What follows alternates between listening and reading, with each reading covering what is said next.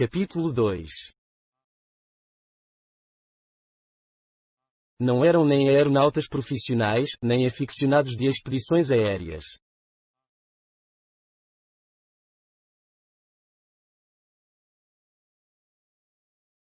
O furacão acabava de lançar naquela costa, e sim prisioneiros de guerra, cuja audácia levara a evadirem sem circunstâncias extraordinárias.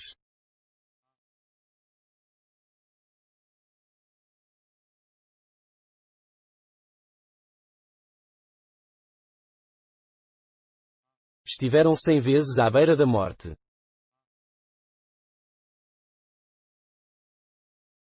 Por 100 vezes seu balão rasgado esteve prestes a atirá-los no abismo.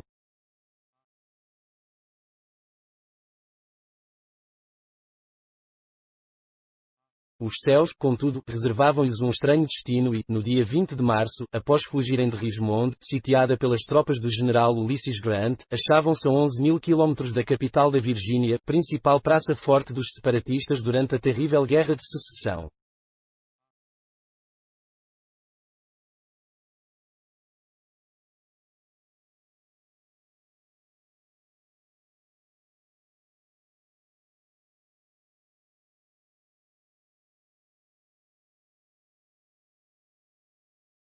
Já fazia 5 dias que cruzavam os ares.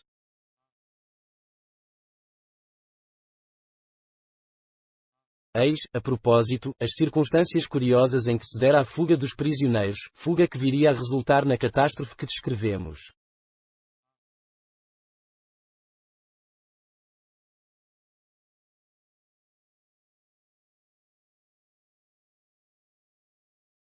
Em fevereiro desse mesmo ano de 1865, durante um dos malogrados ataques relâmpago lançados pelo general Grant no intuito de apoderar-se de Richmond, diversos oficiais sob seu comando caíram em poder do inimigo e foram proibidos de deixar a cidade.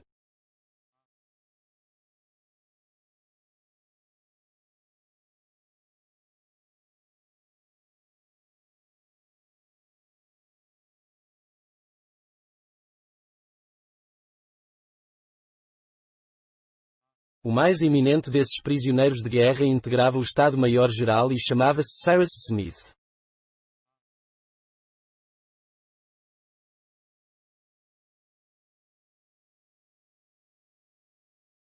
Nascido em Massachusetts, Smith era engenheiro, além de cientista de primeira linha, a quem o governo da União, durante a guerra, confiara a direção das ferrovias, de inquestionável valor estratégico.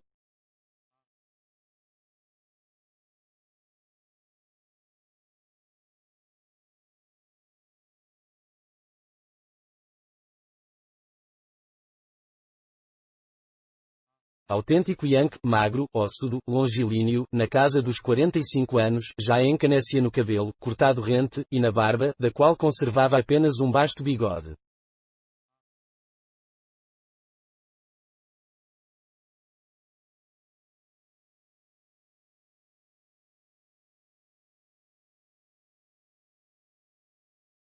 Possuía uma bela cabeça, numismática, pronta para ser cunhada em medalha, olhos sanguíneos, a boca séria, o perfil de um cientista da escola pragmática.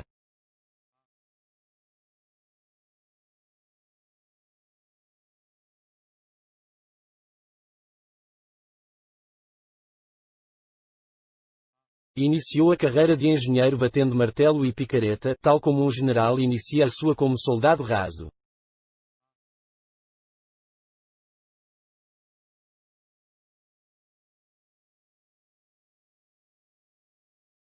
Portanto, além do conhecimento técnico, possuía uma habilidade manual fora do comum.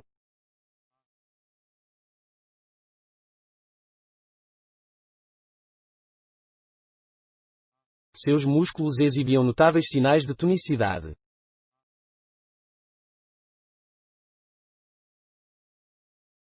Verdadeiro homem de ação e pensamento, agia sem esforço, impelido por ampla expansão vital, transparecendo em seus atos aquela pertinácia que desafia toda má sorte.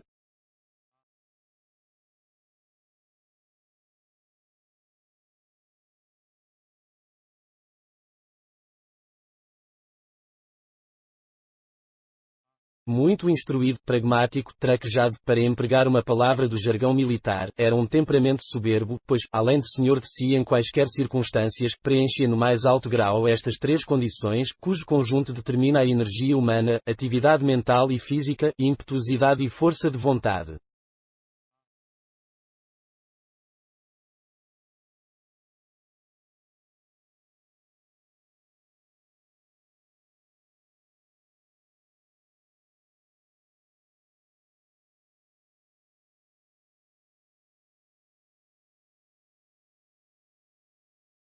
E sua divisa poderia ser a de Guilherme de Orange no século XVII, não esperar para empreender, nem triunfar para perseverar.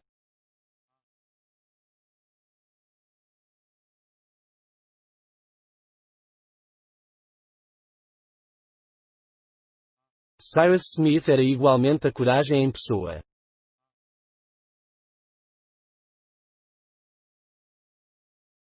Ele participou de todas as batalhas da Guerra de Secessão.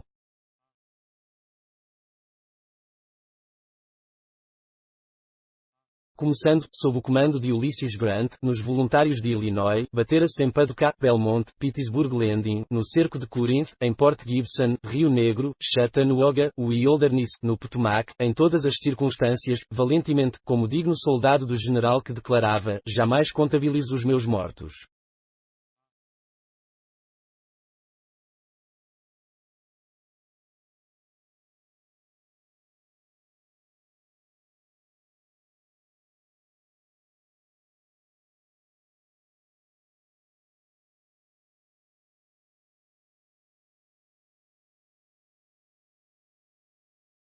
E, por diversas vezes, Cyrus Smith esteve por ingressar no efetivo daqueles que o terrível Grant não contabilizava, porém nessas escaramuças, em que ele não se poupava, a sorte vinha sempre o favorecendo, até o momento em que foi ferido e feito prisioneiro durante a Batalha de Richmond.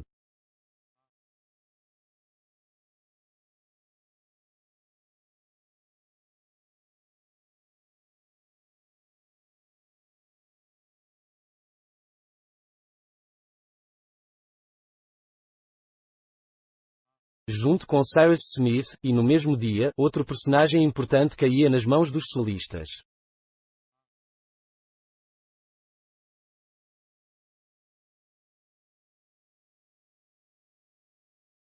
Este era ninguém menos que o ilustre Gedeon Spyle, repórter do New York Herald, enviado na condição de correspondente a fim de acompanhar as peripécias da guerra junto aos exércitos do Norte.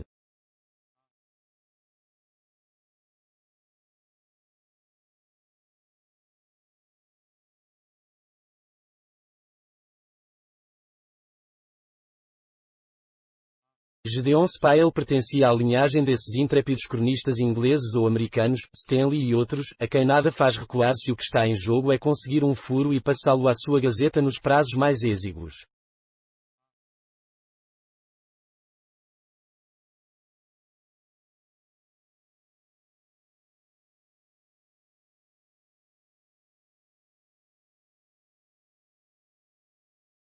Os jornais da União, como o New York Herald, são poderes genuínos, e seus repórteres são homens a serem considerados.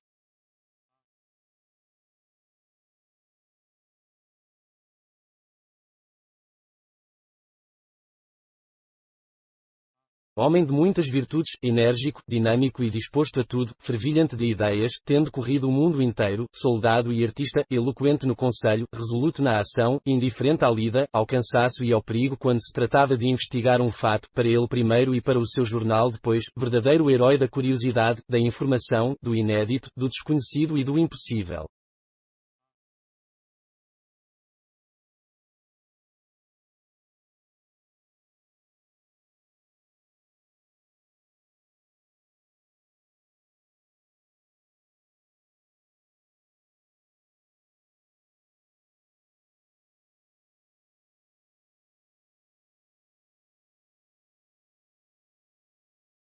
Spyle era um desses intrépidos observadores que escrevem em meio ao tiroteiro, apurando, sob os obuses, e para quem todos os riscos são bem-vindos.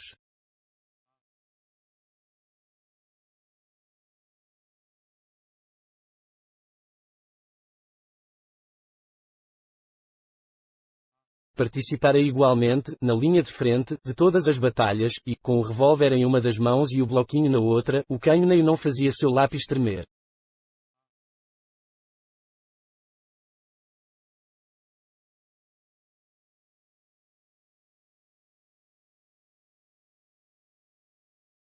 Não cansava os fios com telegramas inoportunos como alguns, que falam sem ter nada a dizer, cada notícia que passava, curta, precisa e clara, jogava luzes num aspecto importante.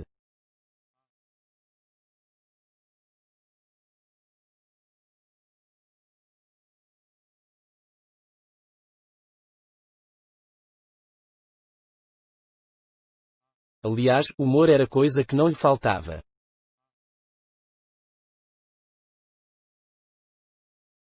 Foi Spile que, após a batalha de Big Black River Bridge, querendo a todo custo garantir seu lugar no guichê do posto telegráfico a fim de comunicar ao jornal o resultado da refrega, telegrafou durante 2 horas os primeiros capítulos da Bíblia.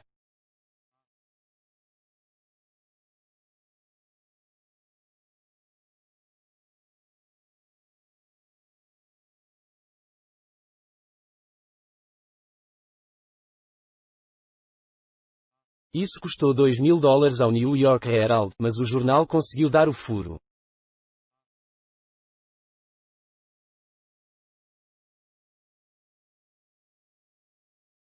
Gedeon Spile tinha de alta estatura.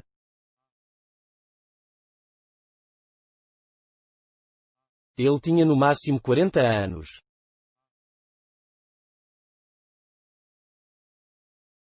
Suíças louras puxando para o ruivo emolduravam-lhe o rosto.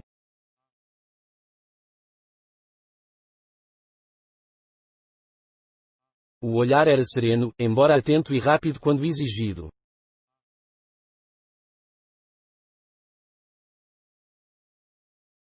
Olho de homem acostumado a captar num átimo todos os detalhes de um horizonte.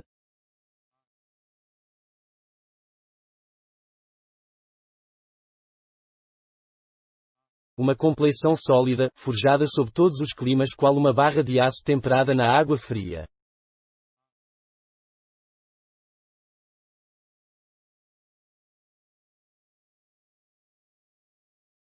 Fazia 10 anos que Gedeon Spile era correspondente exclusivo do New York Herald, que ele enriquecia não só com reportagens, mas também com desenhos, pois manuseava o lápis tão bem como a pena.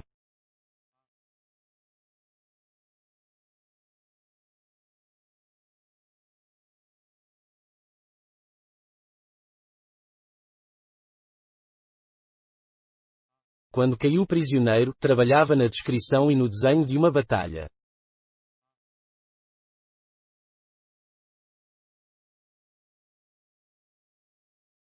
As últimas palavras registradas em seus apontamentos foram: um solista me aponta a arma na cara e o disparo errou o alvo, pois, obedecendo a um hábito incorrigível, Gedeon Spile saiu do episódio sem um arranhão.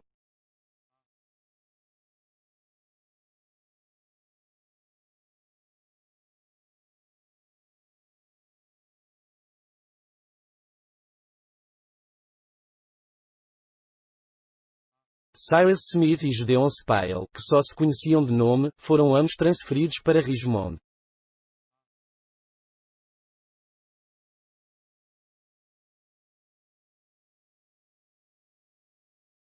O ferimento do engenheiro cicatrizou rapidamente e, durante a convalescença, ele e o repórter terminaram por se aproximar.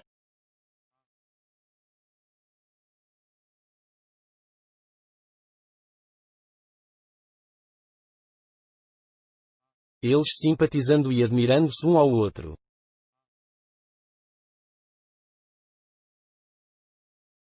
Os dois homens logo estabeleceram um objetivo comum: fugir, reintegrar o exército de Grant e voltar a combater em suas fileiras pela unidade federal.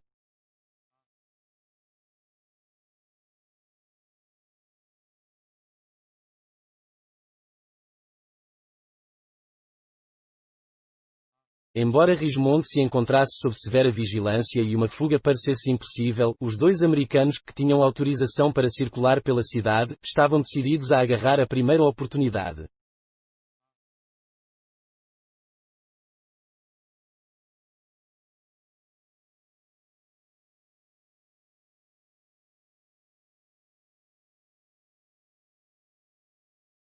Nesse ínterim, o criado de Cyrus Smith, devotadíssimo ao patrão, foi ao seu encontro.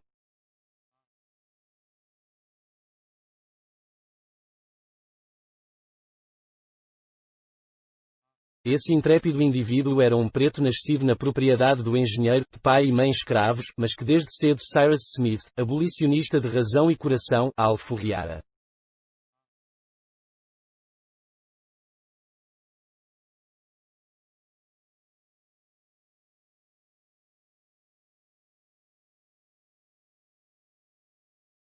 O escravo, livre, não quis abandonar o patrão.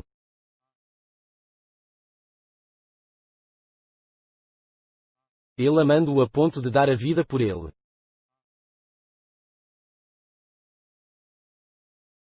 Era um rapaz de 30 anos, forte, ágil, habilidoso, inteligente, doce e sossegado, às vezes ingênuo, sempre risonho, solícito e generoso.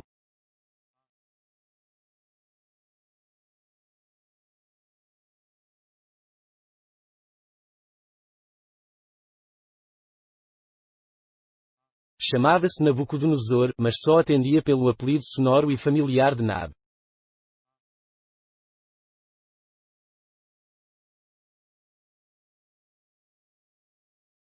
Tão logo soube que o patrão caíra prisioneiro, Nab deixou Massachusetts e partiu para a região de Richmond, onde, usando de astúcia e habilidade e arriscando 20 vezes a vida, conseguiu penetrar na cidade sitiada.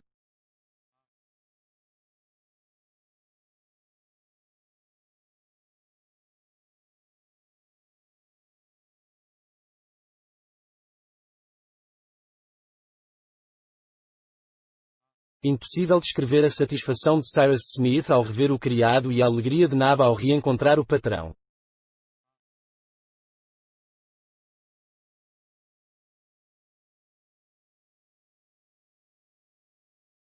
Contudo, se Nab conseguira penetrar em Richmond, sair era outra história, uma vez que os prisioneiros federais eram severamente vigiados.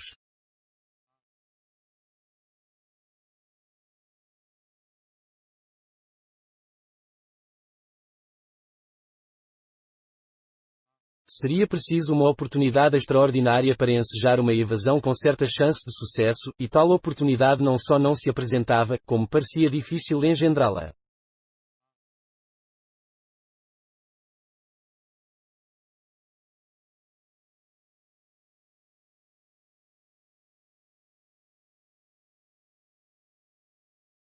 Enquanto isso, Grant prosseguia suas enérgicas operações militares.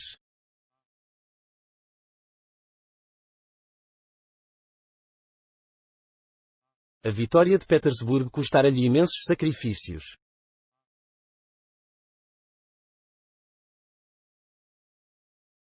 Suas forças, reunidas às de Butler, continuavam sem triunfar diante de Richmond, nada fazendo prever que a libertação dos prisioneiros estivesse próxima.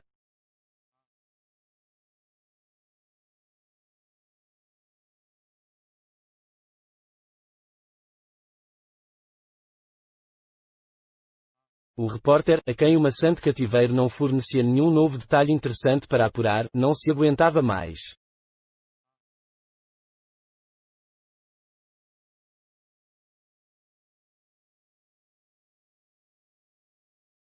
E só tinha um pensamento: sair de Richmond a qualquer custo.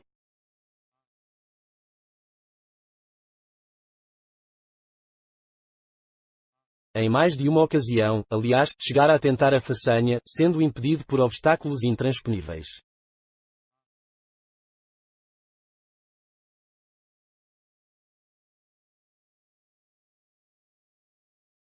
Enquanto isso, o cerco prosseguia, e, se os prisioneiros ansiavam por escapar para juntarem-se ao exército de Grant, não deixava de haver alguns sitiados com a mesma intenção, embora sonhando juntarem-se ao exército separatista.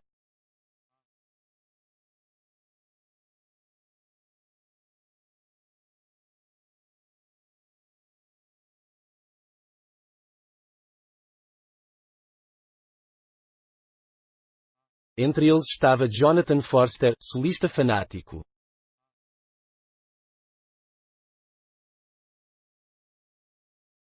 Afinal de contas, se os prisioneiros federais não podiam deixar a cidade, tampouco os federados, acossados pelo exército do norte.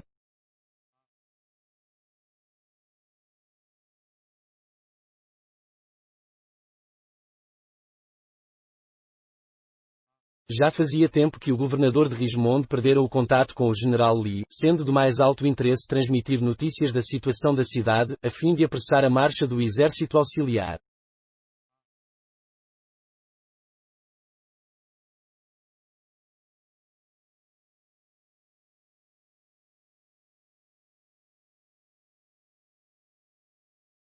Esse Jonathan Forster teve então a ideia de usar um balão para transpor as linhas sitiantes e, assim, alcançar as posições separatistas.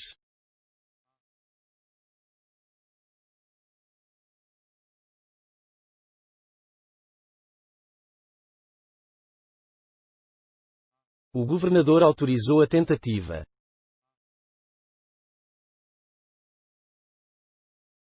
Um aerostat foi fabricado e colocado à disposição de Forster, a quem 5 companheiros deveriam acompanhar nos ares.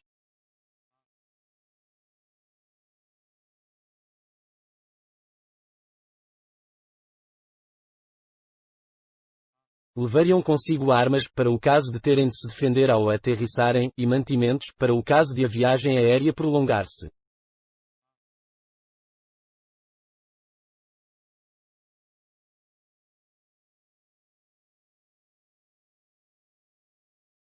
A partida do balão estava marcada para a noite de 18 de março.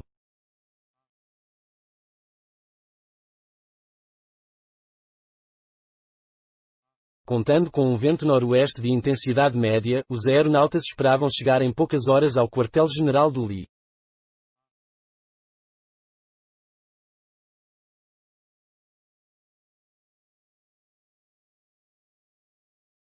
Esse vento noroeste, contudo, não foi em absoluto um ventinho qualquer.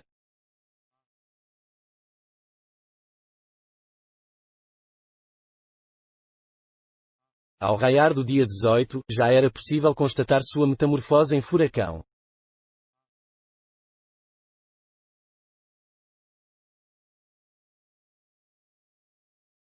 A tempestade chegou com tamanha intensidade que, ante a impossibilidade de arriscar o aerostato e seus passageiros em meio à fúria dos elementos, a partida teve de ser adiada.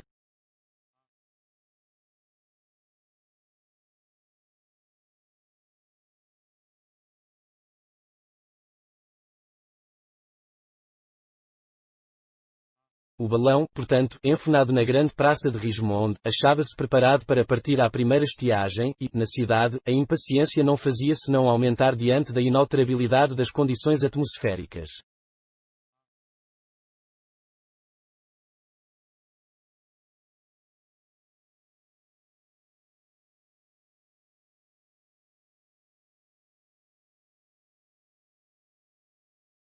Os dias 18 e 19 de março transcorreram sem que nenhuma mudança se produzisse na tormenta.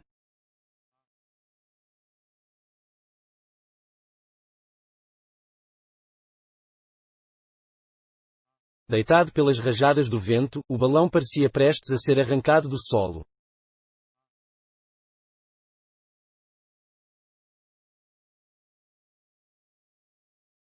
A noite de 19 para 20 passou, mas, ao amanhecer, o furacão ganhou força, impossível partir.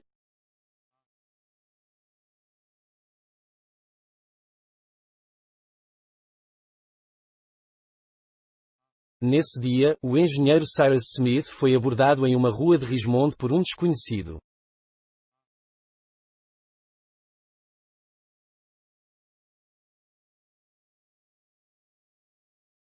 Era um marujo a quem chamavam Pencroff, na faixa dos 35, 40 anos, forte, bronzeado, olhos inteligentes e que não paravam de piscar, boa praça.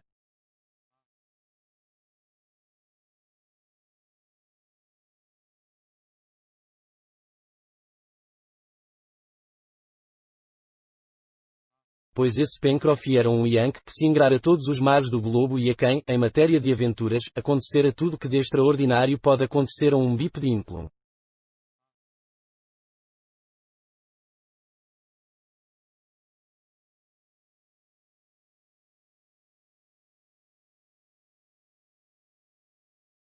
Desnecessário dizer que era uma natureza dinâmica, atrevida, a quem nada impressionava.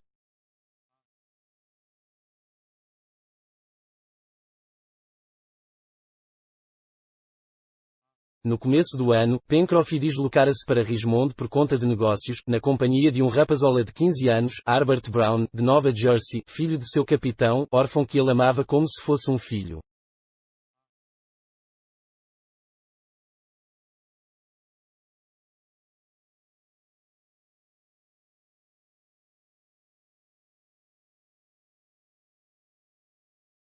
Impedido de sair da cidade antes das primeiras operações do cerco, viu-se então, para seu grande desprazer, bloqueado, o que o levou a ruminar a mesma ideia: fugir a qualquer custo.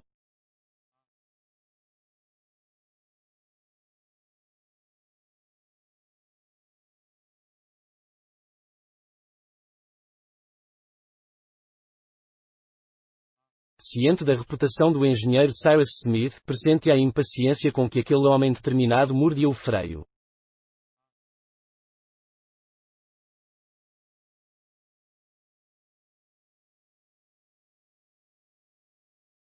Nesse dia, portanto, não hesitou em abordá-lo, perguntando sem rodeios: já não está cheio de Richmond, Sr. Smith?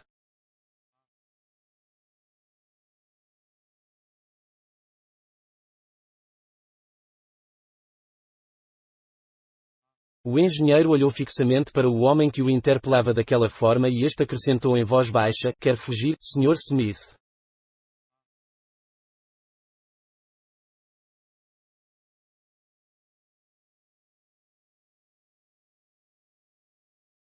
É para quando, respondeu ansiosamente o engenheiro, e podemos afirmar que tal resposta lhe escapou involuntariamente, visto que ele sequer examinara o desconhecido que lhe dirigia a palavra.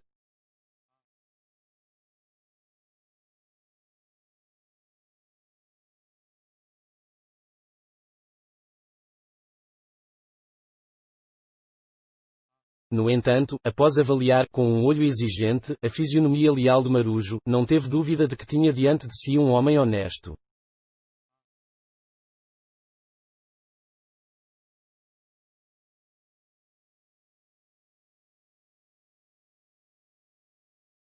Com quem tenho a honra? Perguntou, laconicamente.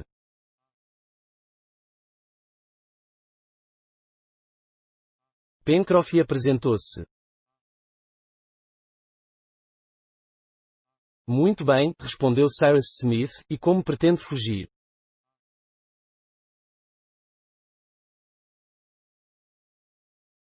Naquele balão ocioso que largaram na praça e parece estar justamente à nossa espera.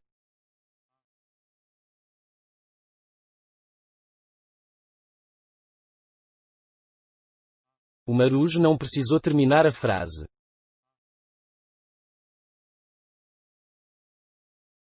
O engenheiro compreendera na segunda palavra.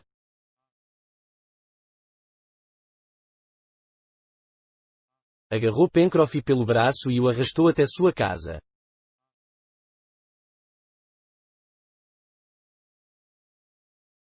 Lá chegando, o marujo expôs o seu plano, muito simples na verdade.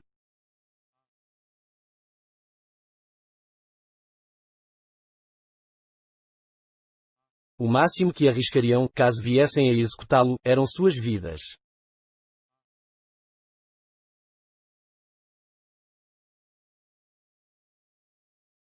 Verdade que o furacão alcançava seu grau máximo de violência, mas um engenheiro esclarecido e audacioso como Cyrus Smith de certo saberia pilotar um aerostato.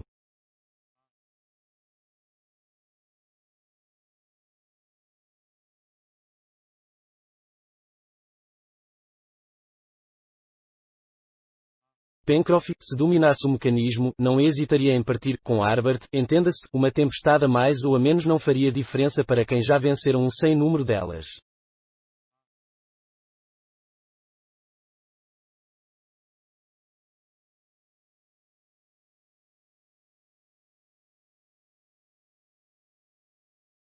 Sem emitir um som, porém com faíscas nos olhos, Cyrus Smith escutou o marujo: se era uma oportunidade que ele pedia, lá estava ela, não iria desperdiçá-la.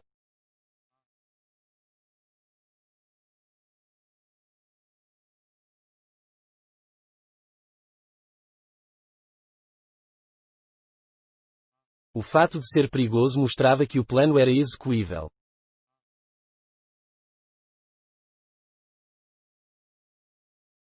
À noite, a despeito da vigilância, poderiam aproximar-se do balão, esgueirar-se para dentro do cesto e cortar as amarras que o prendiam ao solo.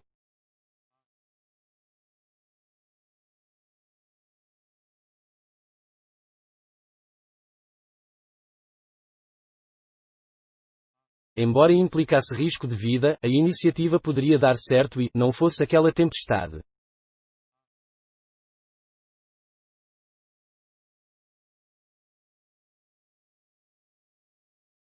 Ora, sem a tempestade o balão já teria partido, e a oportunidade tão almejada, não surgiria naquele momento.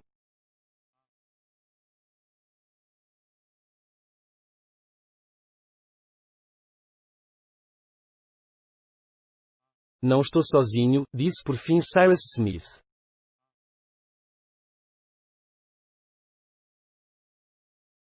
Quantas pessoas pretende levar? Indagou o marujo.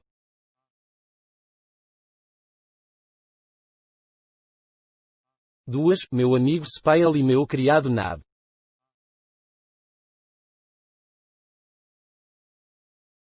Isso dá 3, concluiu Pencroff e, com Harbert e eu, 5.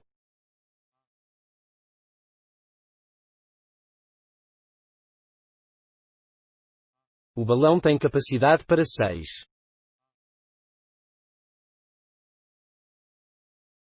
Isso é suficiente, partiremos, decidiu Cyrus Smith.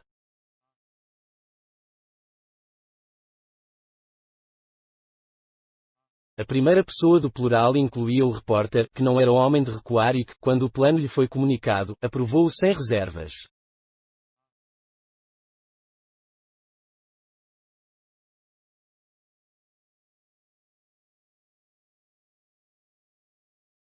O que o espantava era a ideia tão simples não lhe ter ocorrido antes.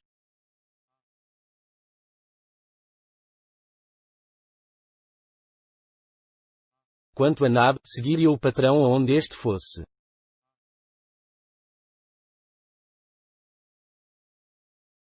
Então, até à noite, despediu-se Pencroff e, fingiremos curiosidade e nos encontraremos os 5 na Praça do Balão.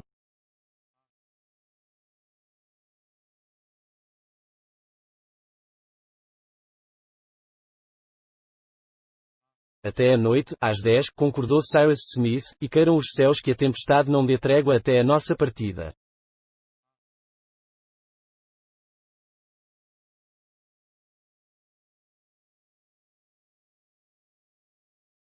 Pencroff cumprimentou o engenheiro e retornou ao seu alojamento, onde se encontrava o jovem Harbert Brown.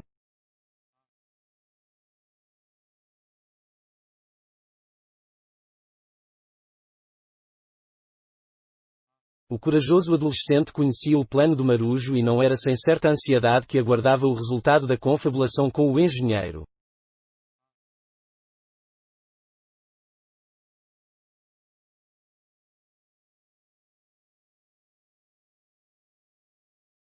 Como se vê, eram 5 homens determinados, dispostos a se atirar na tormenta, no olho de um furacão.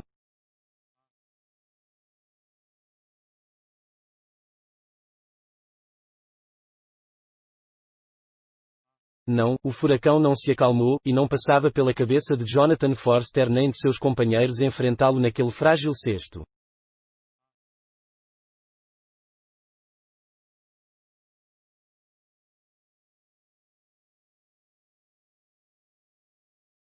O dia foi terrível. O engenheiro só temia uma coisa, que o aerostat, preso no solo e vergado pelo vento, se rasgasse em 1000 farrapos.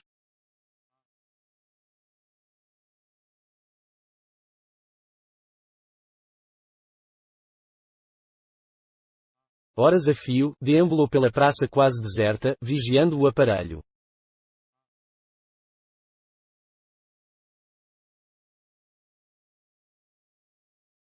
Pencroff, fazendo o mesmo de sua parte, com as mãos nos bolsos e disparando bocejos, fingia matar o tempo, igualmente receoso de que o balão viesse a se rasgar ou mesmo a ter as amarras rompidas e sumir nos ares.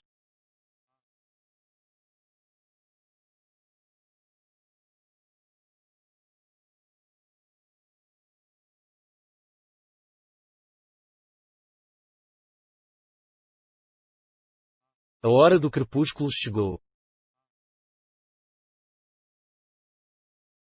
trazendo consigo uma noite escuríssima.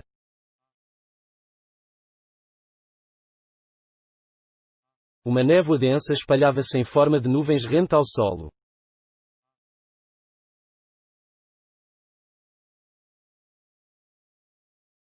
Caía uma mistura de chuva e neve, fazia frio.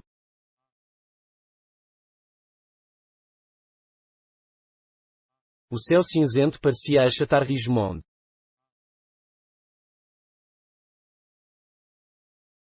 Era como se a violenta tempestade houvesse instalado uma espécie de cessar-fogo entre sitiantes e sitiados e o canhão se calado ante as ensurdecedoras detonações do furacão.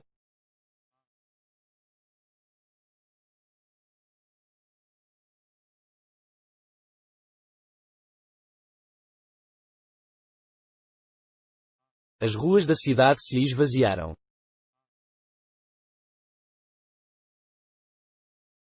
A ninguém pareceu necessário, sob aquele tempo medonho, vigiar a praça em cujo centro debatia-se o aeróstato.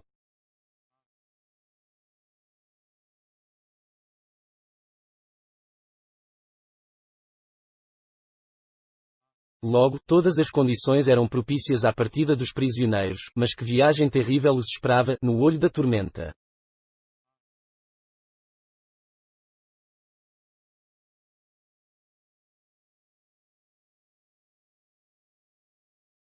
Maré altamente desfavorável, ruminava Pencroff, prendendo com um soco o chapéu, que o vento disputava com sua cabeça. Paciência, conseguiremos assim mesmo.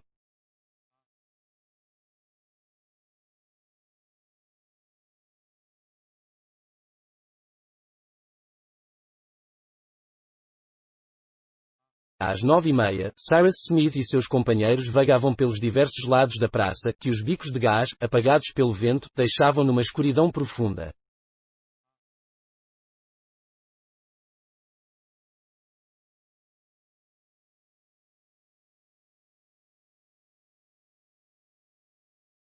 Não se via sequer o imenso aeróstato, quase por inteiro deitado no solo.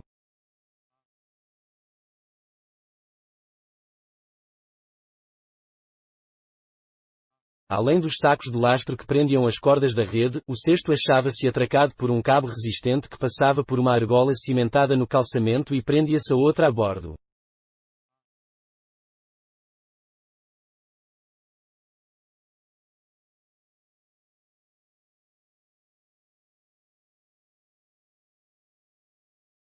Os 5 prisioneiros reuniram-se junto ao cesto.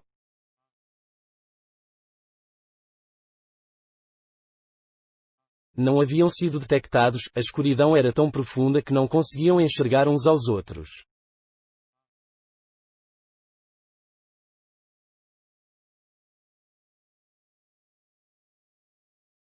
Sem pronunciar uma palavra, Cyrus Smith, Gedeon Spilett, Nab e Harbert tomaram seus lugares no cesto, enquanto Pencroff, sob as ordens do engenheiro, ia desatando os sacos de lastro um a um.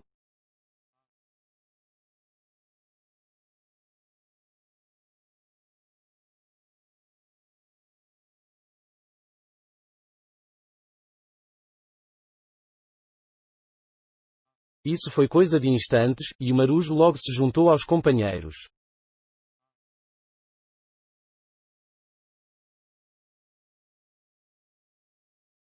O único elemento que retinha o aeróstato passou então a ser o cabo dobrado, não restando a Cyrus Smith senão dar a ordem da partida.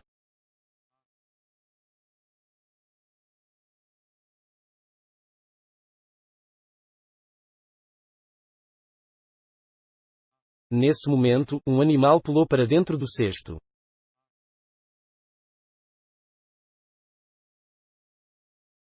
Era Top, o cão do engenheiro. A criatura fiel que, tendo arrebentado sua corrente, seguira o dono.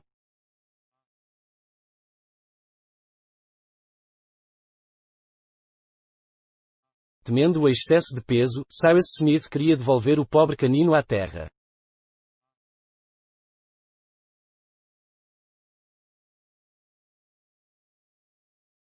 Ora, um a mais, intercedeu Pencroff, jogando 2 sacos de areia para fora do cesto. Logo em seguida, soltou o cabo dobrado, e o balão, ascendendo numa direção oblíqua, desapareceu, depois de bater com o cesto em 2 chaminés, que, com o tranco da largada, ele derrubou.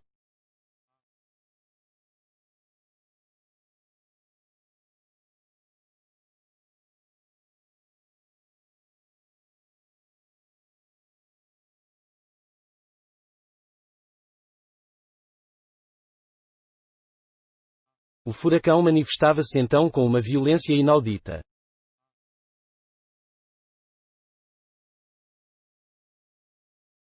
Sequer passou pela cabeça do engenheiro descer durante a noite e, quando o dia raiou, nuvens obstruíam-lhe toda a visão da terra.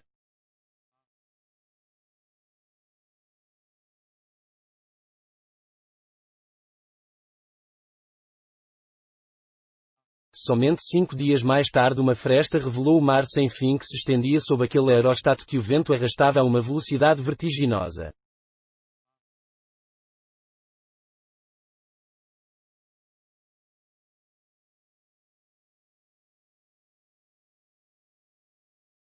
O leitor agora já sabe o que fez com que, dos 5 homens que partiram no dia 20 de março,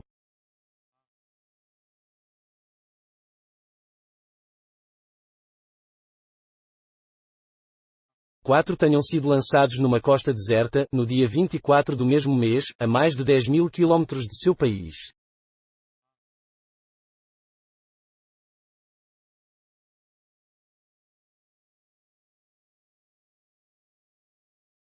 E aquele que faltava, que os 4 sobreviventes do balão corriam para socorrer, era o seu líder natural, o engenheiro Cyrus Smith.